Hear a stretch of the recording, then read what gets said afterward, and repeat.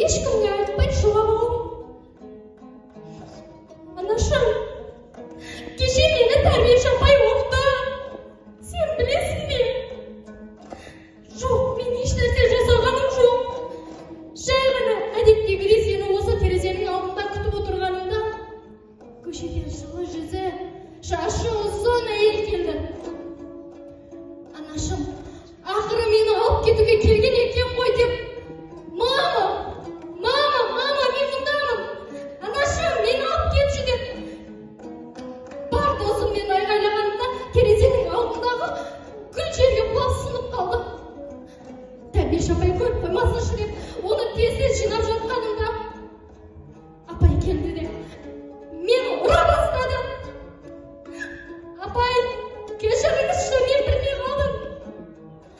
Апай, мен байқаған жоқпын, әдейі істеген жоқпын. Апай, кешіріңізші деп жауап салса, ол менің аяқтың астына алып тепкілей бастады. Анашым, мен жетімдер үйінде қатты қиналып кеттім. Келгенін алып кетші, анашым. Бұзық болмаймын, тентектік жасамаймын, сенің айтқаныңды ғана істеймін. Мама, бар жоғы сен кел де мені алып кетші. Адам түгіл, айуан да өз баласын қорғаштамай ма? Анашым, сен хайуан емес, адамсың ғой. Сен менің анамсың ғой, мама. Соңында сені қатты жақсы көремін. Кел, мені алып кетші, анашым. Жаратпа неге? О, Тәңірім, кішкентай ғана бала жүрегіммен сенен жалынып сұраймын.